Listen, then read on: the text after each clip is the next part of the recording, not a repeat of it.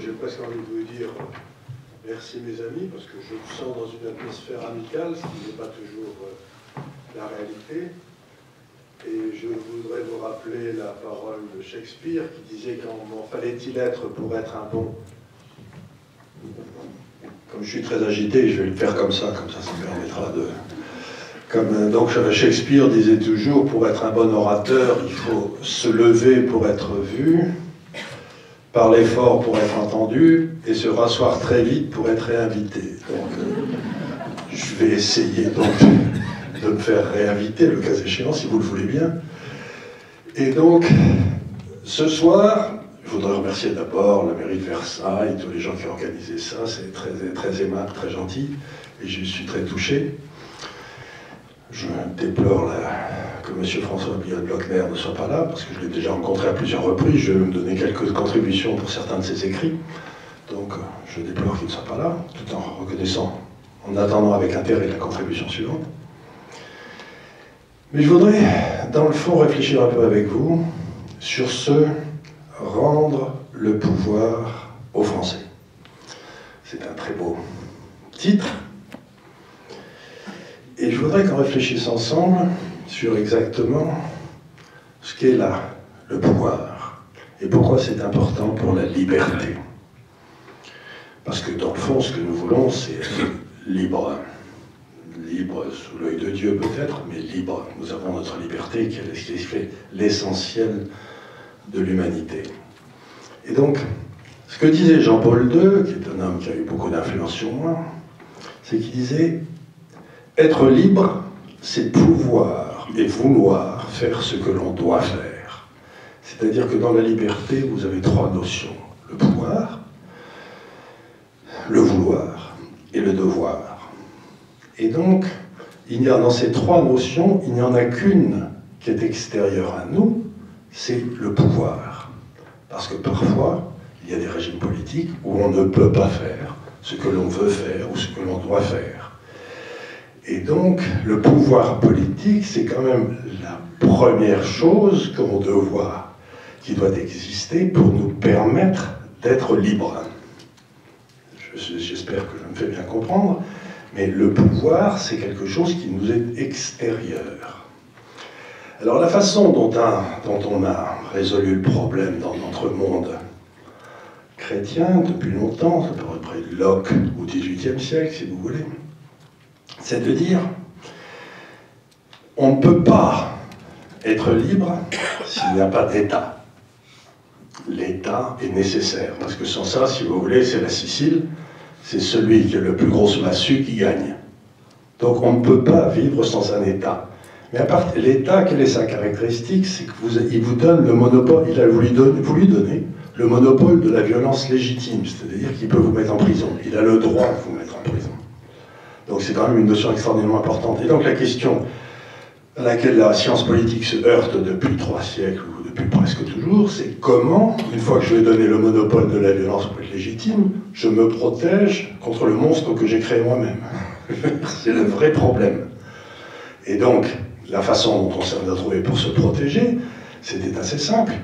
C'est que on a organisé l'égalité de tous devant la loi, et qui est garantie par le droit de propriété.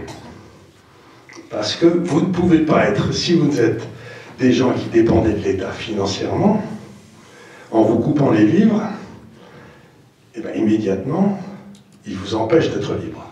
C'est pour ça que tous les régimes tyranniques, la première des choses qu'ils font, les deux choses qu'ils font, c'est d'abord de mettre tous les prêtres dans les camps de concentration, bien sûr, et ensuite de vous piquer vos biens. Parce qu'un homme qui a des biens est indépendant et donc libre, il peut s'opposer. C'est une notion qui me paraît essentielle, si vous voulez, c'est que vous ne pouvez pas être libre si vous n'êtes pas indépendant, et indépendant financièrement. C'est un truc qui est très difficile à organiser. Mais c'est-à-dire que plus le poids de l'État dans l'économie augmente, plus les gens sont dépendants de lui, et plus on a d'esclaves, et moins on a d'hommes libres.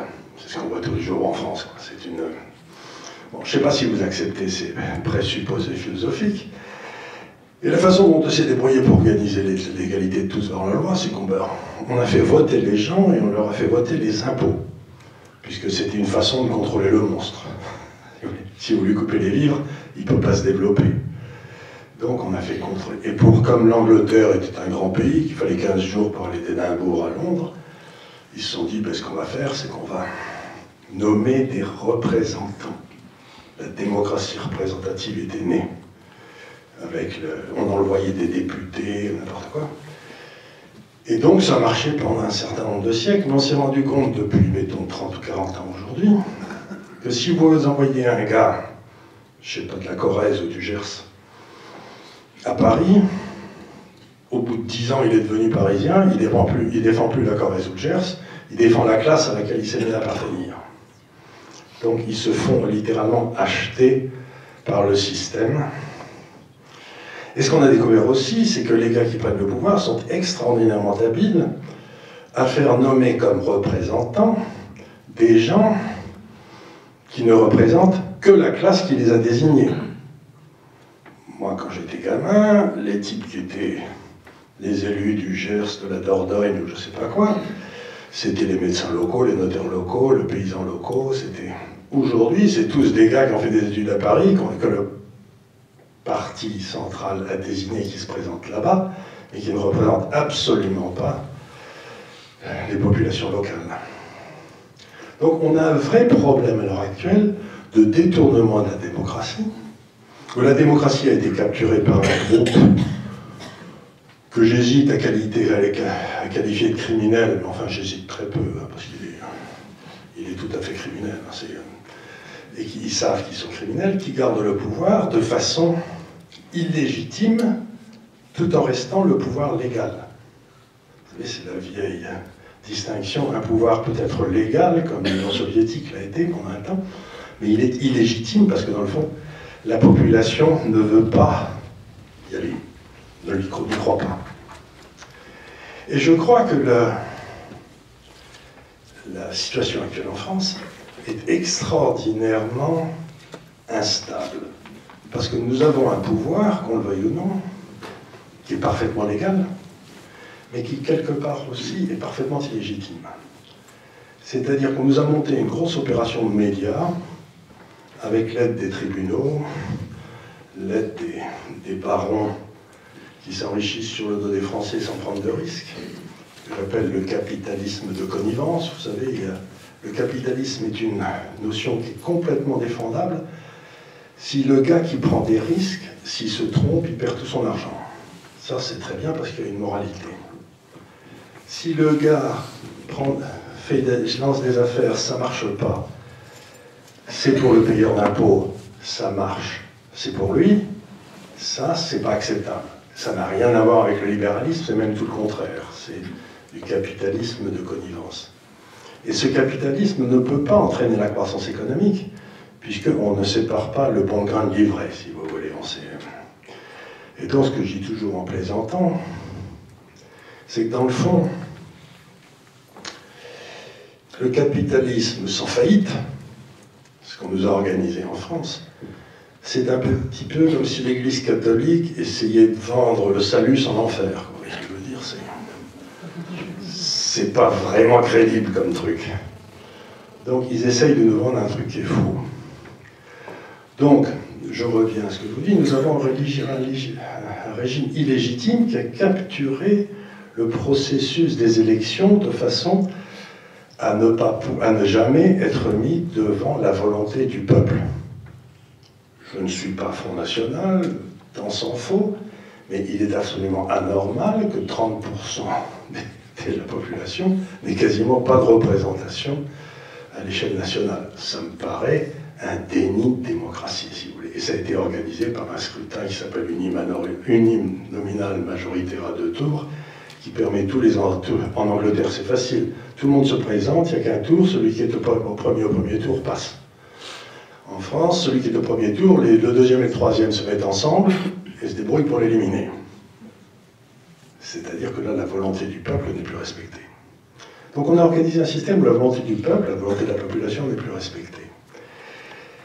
Et à un moment ou à un autre, quand ça s'est passé dans l'histoire de France, ça se termine en général assez mal. Et donc ce qu'on essaye de faire, c'est de bien montrer aux gens que ce régime qui a pris le pouvoir impose sa volonté dans des domaines où normalement, c'est le peuple qui devrait décider. Je parle par exemple de l'immigration, je parle des lois de la famille, je parle des lois sur la GPA, etc. Cette classe a un certain nombre de dada qu'elle veut imposer au peuple sans jamais demander son avis au peuple. Et elle dit, je demande l'avis au Parlement, puisque c'est la même chose que le peuple. Mais non, ça n'est pas la même chose que le peuple. Regardez par exemple au moment du traité de Lisbonne, de l'autre traité pour la Constitution européenne. Les Français ont voté non.